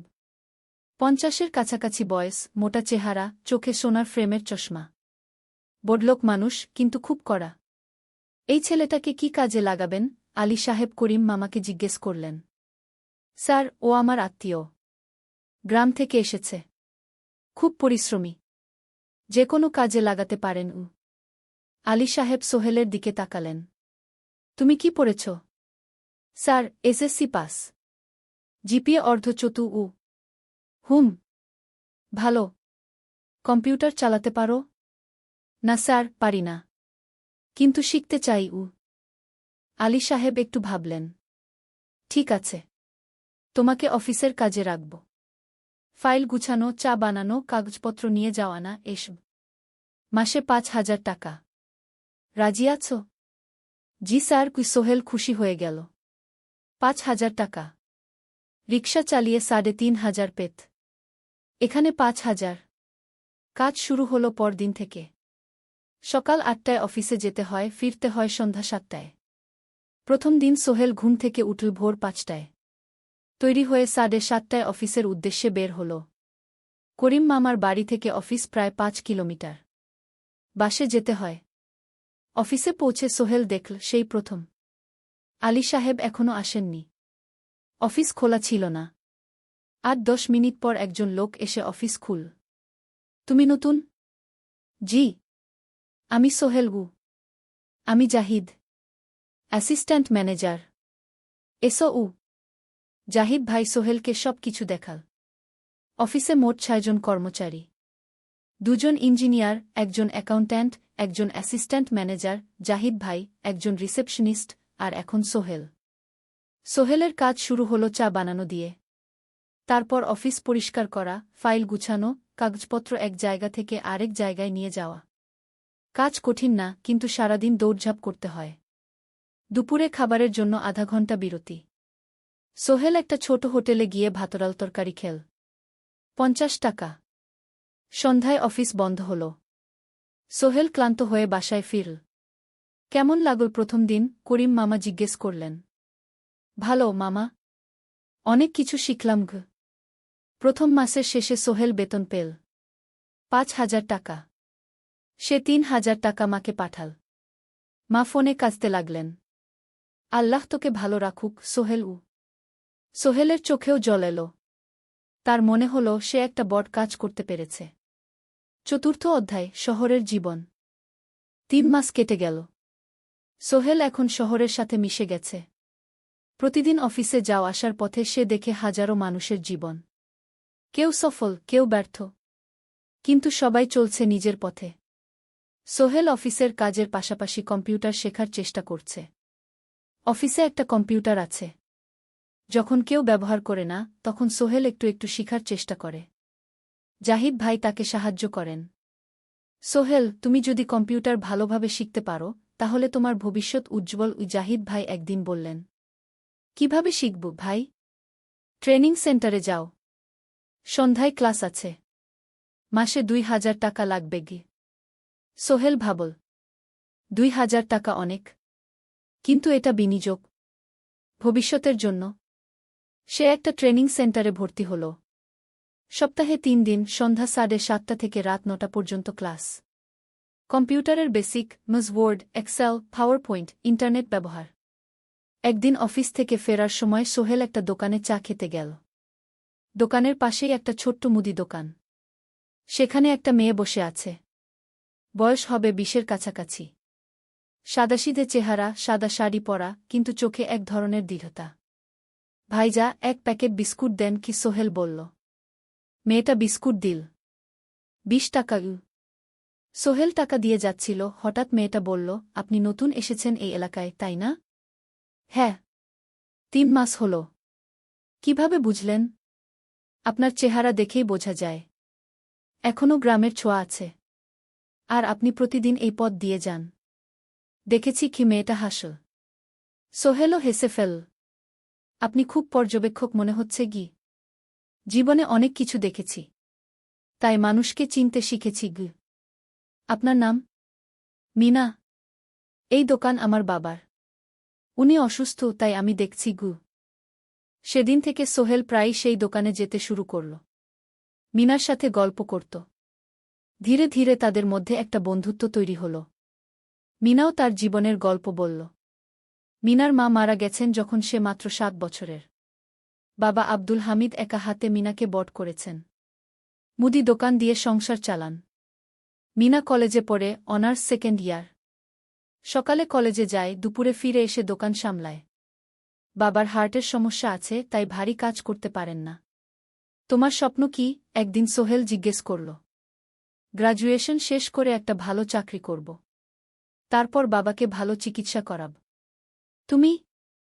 আমিও চাকরি করে পরিবারকে ভালোভাবে দেখভাল করতে চাই। মা আর বোনকে নিয়ে শহরে আনব একদিন গু। দুজনেই নিজেদের স্বপ্নের কথা বলতে গিয়ে বুঝল তাদের স্বপ্ন অনেকটা একই রকম। পঞ্চম অধ্যায় বিপদ। 6 মাস কেটে গেল। সোহেল এখন আলী সাহেবের খুব প্রিয় কর্মচারী। সে শুধু চা বিস্কুট দেওয়ার কাজই করে না, এখন কম্পিউটারেও কিছু কাজ শিখেছে। ছোটখাটো টাইপিং, ডেটা এন্ট্রি এসব করতে পারে। আলী সাহেব খুশি হয়ে তার বেতন বাড়িয়ে 8,000 টাকা করে দিয়েছেন। একদিন রাতে সোহেল অফিস থেকে ফিরছিল। সেদিন একটু দেরি হয়ে গেছে। রাত প্রায় 9টা। সাধারণত সোহেল সন্ধ্যা 7:30টায় ফিরে। কিন্তু সেদিন অফিসে একটা জরুরি কাজ ছিল। বাস থেকে নেমে সোহেল বাড়ির দিকে হাঁটছিল। হঠাৎ একটা অন্ধকার গলিতে 3জন লোক তাকে ঘিরে ধরল। তাদের চেহারা দেখেই বোঝা যাচ্ছিল ভালো উদ্দেশ্য নিয়ে আসেনি। টাকা দে, তাড়াতাড়ি, একজন বলল। তার হাতে একটা ছুরি। সোহেল ভয় পেয়ে গেল। ভাই, আমার কাছে খুব কম টাকা আছে গি। যা আছে দে, তাড়াতাড়ি করো। সোহেল কাঁপতে কাঁপতে তার পকেট থেকে 5 টাকা বের করে দিল। এই টাকা দিয়ে সে বাজার করবে ভেবেছিল। কিন্তু ছিনতাইকারীরা সন্তুষ্ট হল না। শুধু 5 টাকা? তোর ব্যাগে কি আছে? তারা সোহেলের ব্যাগ কেড়ে নিল। ব্যাগে ছিল তার মোবাইল, কম্পিউটার ট্রেনিং সেন্টারের সার্টিফিকেট আর কিছু গুরুত্বপূর্ণ কাগজপত্র। না ভাই, ব্যাগটা ফেরত দেন। ওতে আমার জরুরি জিনিস আছে। মোবাইল নিয়ে নেন, কিন্তু ব্যাগটা দেন গু। কিন্তু ওরা শুনল না। একজন সোহেলকে জোরে ধাক্কা দিল। সোহেল পড়ে গেল। মাথা রাস্তার কংক্রিটে ধাক্কা লেগে গেল। রক্ত বের হল। 3জন দৌড়ে পালিয়ে গেল। কিছুক্ষণ সোহেল অজ্ঞান হয়ে পড়ে রইল। তারপর ধীরে ধীরে জ্ঞান ফিরল। মাথায় প্রচণ্ড ব্যথা। সে উঠে দাঁড়ানোর চেষ্টা করল, কিন্তু মাথা ঘুরছিল। কোনোমতে একটা দেয়াল ধরে দাঁড়াল। একজন পথচারী তাকে দেখে থামল। কি হয়েছে ভাই? ছিনতাই হয়েছে গি? এসো, আমি তোমাকে হাসপাতালে নিয়ে যাই। কিন্তু সোহেল রাজি হল না। না, ঠিক আছি, বাড়ি যেতে পারব। সে কোনোমতে করিম মামার বাড়িতে পৌঁছাল। দরজা খুলেই সালমা আপা চিৎকার করে উঠলেন। ও আল্লাহ! কি হয়েছে? করিম মামা দৌড়ে এলেন। সোহেলকে ভেতরে নিয়ে গেলেন। তার মাথায় জল ঢেলে রক্ত পরিষ্কার করলেন। ক্ষতটা বেশ গভীর। হাসপাতালে যেতে হবে কি? করিম মামা বললেন। তারা একটা অটোরিকশা নিয়ে নিকটস্থ হাসপাতালে গেলেন। ডাক্তার সোহেলের মাথায় 3টা সেলাই দিলেন। বলল, 1 সপ্তাহ বিশ্রাম নিতে হবে। কোনো ভারী কাজ করা যাবে না। হাসপাতাল থেকে ফিরে সোহেল শুয়ে রইল। তার মনে হচ্ছিল সবকিছু শেষ হয়ে গেছে। মোবাইল চলে গেছে, গুরুত্বপূর্ণ কাগজপত্র চলে গেছে। এখন 1 সপ্তাহ অফিস করতে পারবে না। পরদিন সকালে করিম মামা আলী সাহেবকে ফোন করে সব জানালেন। আলী সাহেব বললেন, ঠিক আছে, সোহেল ভালো হয়ে এলে আসবে, চিন্তার কিছু নেই গি। মিনা যখন এই খবর শুনল, সে সন্ধ্যায় সোহেলকে দেখতে এল করিম মামার বাড়িতে। সাথে এনেছিল কিছু ফল। কি হয়েছিল? মিনা চিন্তিত গলায় জিজ্ঞেস করল। সোহেল সব বলল। মিনা রেগে গেল। এই শহরে এখন অনেক অপরাধ বেড়ে গেছে। পুলিশ কিছু করে না। তুমি পুলিশে রিপোর্ট করেছ? না, লাভ নেই। তবুও করা উচিত। তোমার মোবাইলটা হয়তো খুঁজে পাওয়া যাবে গি। করিম মামা সোহেলকে নিয়ে পুলিশ স্টেশনে গেলেন। জেনারেল ডায়েরি করলেন। কিন্তু পুলিশ খুব একটা আশা দিল না। দেখি কিছু করা যায় কিনা গু। সোহেল বুঝল মোবাইল আর ফিরবে না। সেই 1 সপ্তাহ সোহেলের জীবনের সবচেয়ে কঠিন সময় ছিল। সে শুধু শারীরিকভাবেই ক্ষতিগ্রস্ত হয়নি, মানসিকভাবেও ভেঙে পড়েছিল। প্রতিরাতে দুঃস্বপ্ন দেখত। সেই 3জন ছিনতাইকারীর মুখ ভুলতে পারছিল না। মিনা প্রায় প্রতিদিন আসত। তাকে সাহস দিত। তুমি হাল ছেড়ো না সোহেল। জীবনে এরকম খারাপ সময় আসে। কিন্তু এটা কাটিয়ে ওঠাই হলো আসল বীরত্ব। সোহেলের মা গ্রাম থেকে ফোন করতেন। করিম মামার মোবাইল থেকে। তুই ভালো আছিস তো? সোহেল মাকে সব সত্যি বলেনি। শুধু বলেছে, হ্যাঁ মা, ভালো আছি। একটু জ্বর হয়েছিল। এখন ভালো। 1 সপ্তাহ পর সোহেল আবার অফিসে গেল। আলী সাহেব তাকে দেখে খুশি হলেন। কেমন আছো? ভালো আছি স্যার। ঠিক আছে, তবে প্রথম কয়েকদিন হালকা কাজ করবে গু। সোহেল আবার কাজে মন দিল। কিন্তু একটা জিনিস তাকে খুব কষ্ট দিচ্ছিল, তার মোবাইল নেই। মায়ের সাথে কথা বলতে পারছে না নিয়মিত। করিম মামার মোবাইল চাইতে সংকোচ লাগে। একদিন জাহিদ ভাই তাকে ডাকলেন। সোহেল, আমার একটা পুরনো মোবাইল আছে, তুমি ব্যবহার করো? না ভাই, আমি নাও, আমার কাজে লাগছে না, তুমি রাখো গু। সোহেল কৃতজ্ঞতায় প্রায় কেঁদে ফেল। ধন্যবাদ ভাই। মোবাইল পেয়ে সোহেল প্রথমেই মাকে ফোন করল। মা খুব খুশি হলেন। এতদিন ফোন করিসনি কেন? মা, মোবাইলটা নষ্ট হয়ে গিয়েছিল, নতুন নিয়েছি। মায়ের গলায় স্বস্তি ফুটে উঠল। ষষ্ঠ অধ্যায়, নতুন সুযোগ। আরও 3 মাস কেটে গেল। সোহেল পুরোপুরি সুস্থ হয়ে গেছে। তার জীবন আবার স্বাভাবিক হয়ে এসেছে। সে এখন কম্পিউটার ট্রেনিং শেষ করেছে, সার্টিফিকেট পেয়েছে। কিন্তু একটা ঘটনা তার জীবনে বড় পরিবর্তন নিয়ে এল। একদিন সকালে আলী সাহেব তাকে ডাকলেন। সোহেল, বসো। সোহেল বসল। মনে একটু ভয় লাগছিল। আলী সাহেব কি তাকে বকবেন? সোহেল, তুমি তো এখন কম্পিউটার চালাতে পারো? জি স্যার, একটু একটু শিখেছি। ভালো, আমি তোমার কাজ দেখছি। তুমি খুব পরিশ্রমী আর সৎ।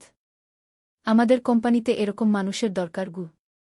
সোহেল কিছু বুঝতে পারছিল না। আমি তোমাকে একটা সুযোগ দিতে চাই। আমাদের কোম্পানি একটা ট্রেনিং প্রোগ্রাম চালু করছে নতুন কর্মচারীদের জন্য। 6 মাসের কোর্স। কম্পিউটার, অ্যাকাউন্টিং, ভবন নির্মাণের হিসাব নিকাশ, প্রজেক্ট ম্যানেজমেন্ট সব শিখবে। কোম্পানি সব খরচ দেবে। ট্রেনিংয়ের সময় তোমার বেতনও চলবে। রাজি আছো? সোহেল বিশ্বাস করতে পারছিল না। স্যার, সত্যি? আমাকে এত বড় সুযোগ দিচ্ছেন? হ্যাঁ। তুমি ভালো ছেলে, পরিশ্রমী। আমি তোমাকে এগিয়ে দিতে চাই। ভবিষ্যতে তুমি এই কোম্পানির একজন গুরুত্বপূর্ণ কর্মচারী হবে। সোহেল কৃতজ্ঞতায় প্রায় কেঁদে ফেল। ধন্যবাদ স্যার, আমি কঠোর পরিশ্রম করব। আমি জানি। সেদিন সন্ধ্যায় সোহেল মিনার দোকানে গেল। মিনাকে খবরটা দিল। মিনা খুব খুশি হল। তার চোখে জল এসে গেল। তুমি পারবে সোহেল, আমি জানি। সোহেল তার মা আর বোনকেও ফোন করে খবরটা দিল। মা কাঁদতে লাগলেন। তোর বাবা বেঁচে থাকলে কত খুশি হতো। ট্রেনিং শুরু হলো পরের মাস থেকে। প্রতিদিন সকালে 3 ঘন্টা ক্লাস, তারপর বাকি সময় অফিসের কাজ। ক্লাসে 5 জন নতুন কর্মচারী। সবাই তরুণ, উৎসাহী। শিক্ষক ছিলেন একজন অভিজ্ঞ ইঞ্জিনিয়ার। নাম রহিম স্যার। তিনি খুব ভালোভাবে সব কিছু বুঝাতেন। কম্পিউটার, অ্যাকাউন্টিং, এক্সেলে জটিল ক্যালকুলেশন, প্রজেক্টের বাজেট তৈরি, সময় ব্যবস্থাপনা সব। সোহেল পুরো মনোযোগ দিয়ে শিখতে লাগল। সন্ধ্যায় বাড়ি ফিরে প্র্যাকটিস করত। করিম মামার ছেলের কাছ থেকে একটা ল্যাপটপ ধার নিত কখনো কখনো। 6 মাস পরে ট্রেনিং শেষ হল। সবাই সার্টিফিকেট পেল। আলী সাহেব একটা অনুষ্ঠান করলেন। সোহেল সেরা পারফর্মার হিসেবে একটা বিশেষ পুরস্কার পেল, 5,000 টাকা বোনাস। আলী সাহেব ঘোষণা করলেন, সোহেল, আজ থেকে তুমি আমাদের জুনিয়র অ্যাকাউন্ট অ্যাসিস্ট্যান্ট। তোমার বেতন 15,000 টাকা। সোহেল অবাক হয়ে গেল। 8,000 থেকে 15,000, প্রায় দ্বিগুণ। সেদিন রাতে সোহেল ঘুমাতেই পারল না। খুশিতে, উত্তেজনায় তার চোখে ঘুম নেই। সে ভাবল তার জীবন কিভাবে বদলে যাচ্ছে। 2 বছর আগে যে রিকশা চালাত, আজ সে একটা নামকরা কোম্পানির অ্যাকাউন্ট অ্যাসিস্ট্যান্ট। 7ম অধ্যায়, প্রেম ও প্রস্তাব।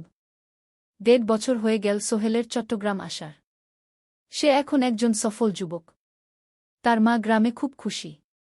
প্রতি মাসে সোহেল 10,000 টাকা পাঠায়। ছোট বোন ঋতু এখন কলেজে ভর্তি হয়েছে সোহেলের পাঠানো টাকায়। মায়ের চিকিৎসাও ভালোভাবে হচ্ছে। মিনার সাথে সোহেলের সম্পর্ক এখন আর শুধু বন্ধুত্ব নয়। দুজন দুজনকে ভালোবাসে।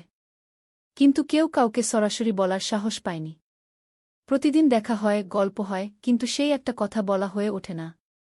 একদিন শুক্রবার ছুটির দিন। সোহেল মিনাকে বলল, আজ কি একটু ঘুরতে যাবে? কোথায়? পতেঙ্গা বিচ। তুমি কি কখনো গেছ? না। কিন্তু আমার দোকান। শুক্রবার। তোমার বাবা সামলাবে। মিনা রাজি হয়ে গেল। দুপুরে দুজনে বাস নিয়ে পতেঙ্গা গেল। সমুদ্র দেখে মিনা অবাক হয়ে গেল। কি সুন্দর! দুজনে বালিতে বসল। ঢেউয়ের শব্দ শুনতে শুনতে গল্প করছিল। হঠাৎ সোহেল বলল, মিনা, তোমার সাথে কিছু বলার ছিল। বলো। সোহেল একটা লম্বা শ্বাস নিল। তুমি জানো আমি তোমাকে ভালোবাসি। মিনা হাসল। তার চোখ ভিজে গেল। জানি। আমিও তোমাকে ভালোবাসি সোহেল। সোহেল অবাক হয়ে গেল। সত্যি? হ্যাঁ। অনেকদিন ধরেই জানি। তুমি আমার জীবনে এসে সব কিছু বদলে দিয়েছ। তোমার সাথে থাকলে আমার মনে হয় আমি যে কোনো কিছু করতে পারব। দুজনে কিছুক্ষণ চুপ করে বসে রইল। সমুদ্রের ঢেউ এসে পায়ে লাগছিল। সূর্য পশ্চিমে ঢলে পড়ছে। আকাশ লালকুমলা হয়ে গেছে। কিন্তু আমার বাবার সাথে কথা বলতে হবে কি? মিনা বলল। আমি তৈরি। যখন বলবে তখন বলবো। পরের সপ্তাহে সোহেল মিনার বাবার সাথে কথা বলল। আব্দুল হামিদ সাহেব প্রথমে একটু দ্বিধা করলেন। তুমি কোনো পরিবারের ছেলে? তোমার বাবা কি করতেন? সোহেল সব সত্যি বলল। তার বাবা ছিলেন স্কুল শিক্ষক। মারা গেছেন 10 বছর আগে। মা গ্রামে থাকেন। ছোট বোন কলেজে পড়ে। তুমি নিজে কি করো? আমি আলামিন কনস্ট্রাকশন কোম্পানিতে জুনিয়র অ্যাকাউন্ট অ্যাসিস্ট্যান্ট। মাসে 15,000 টাকা বেতন। আব্দুল হামিদ সাহেব ভাবলেন। তারপর বললেন, দেখো মিনা আমার একমাত্র সন্তান। তার মা নেই। আমি একা তাকে বড় করেছি। আমি চাই মিনা একজন ভালো ছেলের সাথে বিয়ে হোক। তুমি দেখতে ভালো ছেলে মনে হচ্ছে। কিন্তু আমাকে তোমার মায়ের সাথে দেখা করতে হবে। তোমার পরিবারকে জানতে হবে। জি আঙ্কেল। আমি ব্যবস্থা করছি। সোহেল খুশিতে আটখানা। সে সেদিন রাতেই তার মাকে ফোন করল। মাকে সব বলল। মা প্রথমে অবাক হলেন। তারপর খুশি হলেন। মিনা মেয়েটা কেমন? খুব ভালো মা। তুমি দেখলে পছন্দ করবে। ঠিক আছে। আমি আর ঋতু আসছি চট্টগ্রাম। 2 সপ্তাহ পর সোহেলের মা আর বোন চট্টগ্রাম এলো। সোহেল তাদের নিয়ে মিনার বাড়িতে গেল। 2 পরিবার একসাথে বসল। মিনার বাবা সোহেলের মাকে দেখে খুশি হলেন। সোহেলের মা সহজ সরল ভদ্রমহিলা। আপনার ছেলে খুব ভালো। মিনা তাকে পছন্দ করে। আমিও রাজি। আব্দুল হামিদ সাহেব বললেন। আমার সোহেল সৎ ছেলে। মিনাকে খুব ভালোবাসে। আমি জানি ও মিনাকে সুখে রাখবে। কি? সোহেলের মা বললেন। বিয়ের তারিখ ঠিক হল 3 মাস পর। এই 3 মাসে সোহেল যথেষ্ট টাকা জমাবে। বিয়ে হবে সাদামাটা কিন্তু সুন্দর। 8ম অধ্যায়, নতুন পথ। 3 মাস কেটে গেল দ্রুত। সোহেল প্রতিদিন কঠোর পরিশ্রম করছিল। অফিসে তার কাজের প্রশংসা হচ্ছে। আলী সাহেব তাকে এখন ছোটখাটো প্রজেক্টের হিসাব দেখতে দিচ্ছেন। সোহেল তার সঞ্চিত টাকা দিয়ে বিয়ের আয়োজন করল। বিয়ে হল মিনার বাড়ির কাছের একটা কমিউনিটি সেন্টারে। খুব বেশি লোক আসেনি। 2 পরিবারের আত্মীয় স্বজন আর অফিসের কয়েকজন সহকর্মী। কিন্তু অনুষ্ঠান ছিল খুব সুন্দর। সোহেল যখন মিনাকে বিয়ের পোশাকে দেখল, তার মনে হল পৃথিবীর সবচেয়ে সুন্দর মেয়ে সে। লাল শাড়ি পরা, মুখে হালকা মেকআপ, কিন্তু তার স্বাভাবিক সৌন্দর্য ছিল আসল। বিয়ের পর সোহেল একটা ছোট্ট ফ্ল্যাট ভাড়া নিল। 2 রুমের ফ্ল্যাট, মাসে ভাড়া 5,000 টাকা। মিনা এখনও তার পড়াশোনা চালিয়ে যাচ্ছে। আরও 1 বছর বাকি গ্র্যাজুয়েশন শেষ হতে। সোহেলের মা আর বোন গ্রামে ফিরে গেল। মা বলে গেলেন, সোহেল, মিনাকে ভালো রাখিস। মেয়েরা অনেক ত্যাগ করে সংসার করতে। জানি মা। নতুন জীবন শুরু হল। সোহেল সকালে অফিসে যায়, সন্ধ্যায় ফেরে। মিনা সকালে কলেজে যায়, দুপুরে ফিরে রান্না করে, ঘর গোছায়। সন্ধ্যায় দুজনে একসাথে বসে পড়াশোনা করে, গল্প করে, টিভি দেখে। জীবন সুন্দর ছিল। কিন্তু চ্যালেঞ্জও ছিল। মাসিক খরচ, ভাড়া 5,000, বাজার 3,000, বিদ্যুৎ গ্যাস 1,000, মায়ের জন্য 5,000, মিনার কলেজের খরচ 1,200। মোট প্রায় 14,000 টাকা। বাঁচত মাত্র 1,000 খানেক। কিন্তু সোহেল হাল ছাড়ল না। সে সন্ধ্যায় একটা কম্পিউটার ট্রেনিং সেন্টারে পার্ট টাইম পড়ানো শুরু করল। সপ্তাহে 3 দিন 2 ঘন্টা করে। এতে মাসে আরও 3,000 টাকা আসতে লাগল। মিনাও বসে থাকল না। সে বাড়িতে বসে কয়েকজন স্কুলের ছাত্রছাত্রীকে টিউশন পড়াতে শুরু করল। মাসে ২,০০০ টাকা আয়। এভাবে কেটে গেল ৬ মাস। দুজন মিলে পরিবার চালাচ্ছে, স্বপ্ন দেখছে। একদিন সোহেল বলল, মিনা, আমি একটা নতুন স্বপ্ন দেখছি গু। কি? আমি নিজে একটা ছোট্ট কনস্ট্রাকশন কোম্পানি খুলতে চাই। ছোট ছোট প্রজেক্ট নেব। বাড়ি মেরামত, ছোট বিল্ডিং বানানো, এসব। তোমার কি যথেষ্ট অভিজ্ঞতা আছে? আছে। আমি ২ বছর ধরে এই কাজের সাথে জড়িত। অনেক কিছু শিখেছি। আর আলী সাহেবও আমাকে সাহায্য করবেন গু। কিন্তু টাকা কোথায়? কোম্পানি খুলতে তো অনেক টাকা লাগবে গি। আমি জমাচ্ছি। আরও ১ বছর কাজ করব। তারপর চেষ্টা করব। মিনা তাকে সমর্থন দিল। তুমি পারবে। তোমার মধ্যে সেই শক্তি আছে গি। নবম অধ্যায়, চ্যালেঞ্জের সময়। কিন্তু ভাগ্য সবসময় অনুকূলে থাকে না। সোহেল যখন স্বপ্ন দেখছিল নিজের কোম্পানি খোলার, তখনই একটা বড় সমস্যা এল। আলী সাহেবের কোম্পানি একটা বড় প্রজেক্ট পেয়েছিল। একটা ১০তলা বিল্ডিং বানানোর কাজ। কিন্তু প্রজেক্টের প্রধান ইনভেস্টর হঠাৎ পালিয়ে গেল। তিনি কোম্পানির কাছ থেকে প্রায় ৫০ লাখ টাকা নিয়ে গেছেন, কিন্তু কাজ শেষ হয়নি। কোম্পানি বড় ক্ষতির মুখে পড়ল। আলী সাহেব অনেক কর্মচারীকে ছাঁটাই করতে বাধ্য হলেন। প্রায় ১০ জনকে চাকরি থেকে বাদ দিলেন। বাকিদের বেতন কমাতে হল। সোহেলকে আলী সাহেব ডেকে বললেন, সোহেল, আমি তোমাকে রাখতে চাই। তুমি বিশ্বস্ত কর্মচারী। কিন্তু তোমার বেতন কমাতে হবে। ১৫,০০০ থেকে ১০,০০০। সোহেল মনে মনে চিন্তায় পড়ে গেল।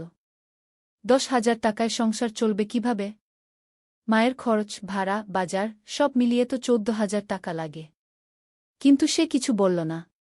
ঠিক আছে স্যার। বাড়ি ফিরে সোহেল মিনাকে সব বলল। মিনা চিন্তিত হয়ে গেল।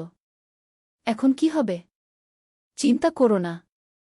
আমি পার্ট টাইম টিউশনির সময় বাড়াব। আর তুমিও বেশি করে টিউশন নাও। কিন্তু আমার তো পড়াশোনাও আছে গি। জানি। কিন্তু এখন এটাই করতে হবে গু। সোহেল সন্ধ্যায় আরও ২টো জায়গায় পার্ট টাইম কাজ খুঁজল। একটা দোকানে সন্ধ্যায় হিসাব দেখার কাজ পেল। মাসে ২,০০০ টাকা।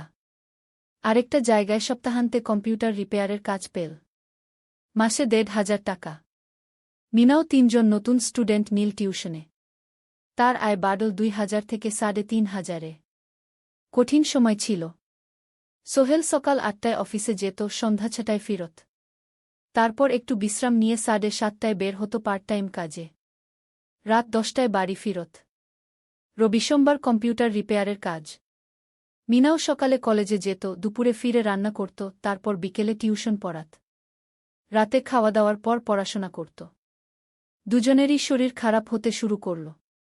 সোহেল একদিন অফিসে অজ্ঞান হয়ে পড়ে গেল। ডাক্তার দেখাতে নিয়ে গেল। ডাক্তার বলল, অতিরিক্ত পরিশ্রম। শরীরে পুষ্টির অভাব। ঠিকমতো খাচ্ছেন না মনে হচ্ছে গি। সত্যি কথা, খরচ বাঁচাতে সোহেল আর মিনা অনেক সময় কম খেত। মাংস মাছ কিনত সপ্তাহে একদিন। বাকি সময় শাকসবজি, ডাল। মিনা সোহেলকে বলল, আর নয় সোহেল। তুমি এভাবে নিজেকে শেষ করে ফেলছ। আমার পড়াশোনা বন্ধ করে দিই। আমি ফুল টাইম চাকরি করি গি। না, সোহেল জোর দিয়ে বলল। তোমার পড়াশোনা বন্ধ হবে না। আরও মাত্র ৬ মাস বাকি। তুমি গ্রাজুয়েট হবেই গি। কিন্তু তুমি। আমি ঠিক হয়ে যাব। চিন্তা করো না গে। কিন্তু পরিস্থিতি আরও খারাপ হল যখন সোহেলের মায়ের অসুখ হল। হার্টের সমস্যা। হাসপাতালে ভর্তি করতে হল। খরচ ৫০,০০০ টাকা। সোহেলের হাতে এত টাকা কোথায়? সে করিম মামার কাছে ধার চাইল। করিম মামা ২০,০০০ টাকা দিলেন। বাকি ৩০,০০০ টাকা সোহেল একটা এনজিও থেকে ঋণ নিল। সুদের হার মাসে ২%। মায়ের চিকিৎসা হল।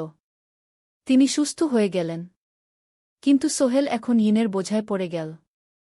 প্রতি মাসে ৩,০০০ টাকা করে কিস্তি দিতে হবে। সেই রাতে সোহেল আর মিনা বিছানায় শুয়ে কথা বলছিল। সোহেল বলল, মিনা, আমি মনে হয় ভুল করেছি। শহরে এসে বিয়ে করে তোমাকে কষ্টে ফেলেছি গু। মিনা তার হাত ধরল। না সোহেল, তুমি ভুল করনি। জীবনে এরকম খারাপ সময় আসে। কিন্তু এটা কাটিয়ে ওঠাই হলো আসল শক্তি। আমরা একসাথে আছি। একসাথে থাকব। সব কিছু ঠিক হয়ে যাবে। মিনার কথায় সোহেল একটু সাহস পেল। হ্যাঁ, হাল ছাড়া যাবে না। 10ম অধ্যায়, আলোর দিকে। 3 মাস পরে পরিস্থিতি একটু ভালো হতে শুরু করল। আলী সাহেবের কোম্পানি একটা নতুন প্রজেক্ট পেল। একটা স্কুল বিল্ডিং বানানোর কাজ। কোম্পানি আবার স্থিতিশীল হতে শুরু করল। আলী সাহেব সোহেলকে ডেকে বললেন, সোহেল, আমি তোমার কঠোর পরিশ্রম দেখেছি। খারাপ সময়েও তুমি কোম্পানি ছেড়ে যাওনি। আমি কৃতজ্ঞ। আজ থেকে তোমার বেতন আবার 15,000 টাকা। সোহেল খুশি হয়ে গেল। ধন্যবাদ স্যার। মিনাও গ্র্যাজুয়েশন শেষ করল। ভালো ফলাফল করল। সে এখন চাকরি খুঁজছে। একদিন মিনা একটা প্রাইভেট স্কুলে শিক্ষিকার ইন্টারভিউ দিতে গেল। ইন্টারভিউ ভালো হল। তাকে নিযোগ দেওয়া হল। বেতন 12,000 টাকা। সেদিন সন্ধ্যায় দুজনে মিলে একটা ছোট্ট পার্টি করল। একটা বিরিয়ানি কিনল, কোমল পানীয় কিনল। দুজনে মিলে খেল। আমরা পেরেছি, সোহেল মিনা বলল। হ্যাঁ, আমরা পেরেছি। এখন দুজনের মিলিয়ে আয় 27,000 টাকা। খরচ চালানোর পর প্রায় 10,000 টাকা বাঁচে। সোহেল এই টাকা দিয়ে লোন শোধ করতে শুরু করল। পার্ট টাইম কাজগুলো ছেড়ে দিল। শরীরের যত্ন নেওয়া শুরু করল। আরও 6 মাস পরে সোহেলের কাছে একটা বড় সুযোগ এল। আলী সাহেব একদিন তাকে ডাকলেন। সোহেল, তুমি কি নিজের ব্যবসা করতে চাও? স্যার, আমি তোমাকে একটা ছোট্ট প্রজেক্ট দিতে চাই। একটা 3 তলা বিল্ডিংয়ের কনস্ট্রাকশন। তুমি ম্যানেজ করবে। আমি শুধু সুপারভাইজ করব। লাভের 50% তোমার। সোহেল ভাবল, এটা একটা বড় সুযোগ। কিন্তু ঝুঁকিও আছে। যদি কাজটা ভালোভাবে না হয়? স্যার, আমি চেষ্টা করব। কিন্তু যদি ভুল হয়? ভুল হবে না। আমি তোমার উপর বিশ্বাস রাখছি। তুমি পারবে। সোহেল রাজি হয়ে গেল। এই প্রজেক্ট তার জীবনে টার্নিং পয়েন্ট হতে পারে। 11 অধ্যায়, স্বপ্ন পূরণের পথে। পরের 6 মাস সোহেল খুব কঠোর পরিশ্রম করল। প্রজেক্টটা ম্যানেজ করা সহজ ছিল না। শ্রমিক নিযোগ, ম্যাটেরিয়াল কেনা, কাজের তদারকি, সময়মতো কাজ শেষ করা, সব দায়িত্ব তার। প্রথম 2 মাস খুব চাপের মধ্যে গেল। একদিন একজন শ্রমিক কাজ করতে গিয়ে আহত হল। সোহেল তাকে হাসপাতালে নিয়ে গেল, তার চিকিৎসার খরচ দিল। এতে প্রজেক্টের বাজেট একটু বাড়ল, কিন্তু সোহেল জানত এটা করা দরকার। আরেকদিন ভুল ম্যাটেরিয়াল ডেলিভারি হল। সোহেল সেগুলো ফেরত পাঠাল, সঠিক জিনিস আনাল। এতে 3 দিন দেরি হল, কিন্তু কাজের মান ঠিক রইল। মিনা তাকে সবসময় সাপোর্ট করছিল। সে এখন চাকরিতে স্থিতিশীল। স্কুলের বাচ্চারা তাকে পছন্দ করে। প্রিন্সিপাল তার কাজে খুশি। প্রজেক্ট শেষ হল 6 মাসে। সময়মতো, বাজেটের মধ্যে। বিল্ডিংয়ের মালিক খুব খুশি হলেন। তিনি আলী সাহেবকে ধন্যবাদ দিলেন। আলী সাহেব বললেন, ধন্যবাদ আমাকে না, এই ছেলেকে দিন। সোহেল পুরো প্রজেক্ট ম্যানেজ করেছে। প্রজেক্ট থেকে মোট লাভ হল 3 লাখ টাকা। সোহেল পেল 1.5 লাখ টাকা। তার জীবনে এত টাকা এই প্রথম। সে করিম মামার ঋণ শোধ করল। এনজিওর বাকি ঋণ শোধ করল। তারপর তার মাকে 50,000 টাকা পাঠাল। মা দিয়ে গ্রামের বাড়িটা একটু মেরামত করাল, বোন ঋতুর জন্য একটা ল্যাপটপ কিনল। বাকি টাকা দিয়ে সোহেল একটা ব্যাংক অ্যাকাউন্টে জমা রাখল। ভবিষ্যতের জন্য। আলী সাহেব সোহেলকে আরও 2টো প্রজেক্ট দিলেন। এবার একটু বড়। সোহেল আত্মবিশ্বাসের সাথে সেগুলোও শেষ করল। 2 বছর পরে সোহেল সিদ্ধান্ত নিল, এবার নিজের কোম্পানি খোলার সময় এসেছে। 10 অধ্যায়, নতুন শুরু। সোহেল তার সব জমানো টাকা দিয়ে একটা ছোট্ট অফিস ভাড়া নিল। 2 রুমের অফিস। একটা রুমে কাজের জায়গা, আরেকটায় ছোট্ট মিটিং রুম। অফিসের সামনে একটা বোর্ড লাগাল, Sohel construction and development. Mina তাকে সাহায্য করছিল। সে অফিসের অ্যাকাউন্টস দেখত সন্ধ্যায় স্কুল থেকে ফিরে। দুজন মিলে একটা টিম। প্রথমে ছোট ছোট কাজ নিল। বাড়ি মেরামত, দোকান সংস্কার, ছোট বিল্ডিং কনস্ট্রাকশন। কাজের মান ভালো রাখার চেষ্টা করল। সময়মতো শেষ করল। দাম ন্যায্য রাখল। ধীরে ধীরে সোহেলের সুনাম ছড়িয়ে পড়ল। মানুষ তাকে বিশ্বাস করত। তার কাছে নতুন নতুন কাজ আসতে লাগল। প্রথম বছর খুব কষ্ট হল। কখনো লাভ হতো, কখনো লস। কিন্তু সোহেল থেমে থাকল না। সে শিখতে লাগল ব্যবসা কিভাবে চালাতে হয়। দ্বিতীয় বছরে পরিস্থিতি ভালো হল। সোহেল এখন ৩ জন স্থায়ী কর্মচারী নিযোগ দিল। একজন ইঞ্জিনিয়ার, একজন সুপারভাইজার, একজন অফিস সহায়ক। তৃতীয় বছরে একটা বড় প্রজেক্ট পেল। একটা স্কুল বিল্ডিং বানানোর কাজ। ৫ তলা বিল্ডিং। সোহেল পুরো মনোযোগ দিয়ে কাজটা করল। শ্রমিকদের ভালো বেতন দিল, ভালো ম্যাটেরিয়াল ব্যবহার করল, সময়মতো কাজ শেষ করল। স্কুল কর্তৃপক্ষ খুব খুশি হল। তারা সোহেলের কাজের প্রশংসা করল। এই প্রজেক্ট থেকে সোহেল প্রায় ৫ লাখ টাকা লাভ করল। এই টাকা দিয়ে সে আরও ভালো একটা অফিস নিল। আরও কর্মচারী নিযোগ দিল। এখন তার কোম্পানিতে ১০ জন স্থায়ী কর্মচারী। প্রজেক্ট অনুযায়ী আরও শ্রমিক নিযোগ দেওয়া হয়। ১৪ অধ্যায় পরিবার। এদিকে সোহেল আর মিনার সংসারেও খুশির খবর এল। মিনা গর্ভবতী। ৯ মাস পর তাদের একটা মেয়ে হল। নাম রাখল সারা। সারা যখন জন্মাল, সোহেলের মা আর বোন চট্টগ্রামে এল। মা ১ মাস থেকে গেলেন। মিনাকে সাহায্য করলেন। সোহেল এখন একটা বড় ফ্ল্যাট ভাড়া নিয়েছে। ৩ রুমের ফ্ল্যাট। একটা রুমে সোহেল, মিনা, একটায় সারা, আরেকটায় অতিথি রুম। মায়ের জন্য সোহেল সিদ্ধান্ত নিল তাকে চট্টগ্রামে নিয়ে আসবে। গ্রামে একা থাকা ঠিক না। কিন্তু মা রাজি হলেন না। না বাবা, আমি গ্রামেই থাকব। এখানে আমার পরিচিত মানুষ আছে। তোর বোনকে নিয়ে যা। ও ঢাকায় পড়ছে, চট্টগ্রামে এনে ভালো কোথাও ভর্তি করিয়ে দেগি। সোহেল তাই করল। ঋতুকে চট্টগ্রাম বিশ্ববিদ্যালয়ে ভর্তি করিয়ে দিল। ঋতু এখন সোহেলের ফ্ল্যাটে থাকে, বিশ্ববিদ্যালয়ে পড়ে। সোহেলের মনে হল তার জীবন এখন পরিপূর্ণ। স্ত্রী, মেয়ে, বোন সবাই তার কাছে। ব্যবসা ভালো চলছে। মা গ্রামে সুখে আছেন। ১৪ অধ্যায় সফলতার শিখরে। ৫ বছর কেটে গেল। সোহেল এখন একজন সফল উদ্যোক্তা। তার কোম্পানি কি সোহেল কনস্ট্রাকশন অ্যান্ড ডেভেলপমেন্ট এখন চট্টগ্রামে বেশ পরিচিত। প্রায় ৩০ জন কর্মচারী তার অধীনে কাজ করে। সোহেল এখন শুধু ছোট প্রজেক্ট করে না, বড় বড় প্রজেক্টও করে। একটা ৮ তলা বিজনেস কমপ্লেক্স বানানোর কাজ পেয়েছে। একটা হাসপাতাল বিল্ডিং বানাচ্ছে। মিনা এখনও স্কুলে পড়ায়। সে এখন ভাইস প্রিন্সিপাল। সাথে সোহেলের কোম্পানির অ্যাকাউন্টস ম্যানেজার। দুজন মিলে ব্যবসা চালা। সারা এখন ৪ বছরের। স্কুলে ভর্তি হয়েছে। খুব চালাক মেয়ে। ঋতু বিশ্ববিদ্যালয় থেকে গ্রাজুয়েট হয়ে একটা ব্যাংকে চাকরি পেয়েছে। একদিন আলী সাহেব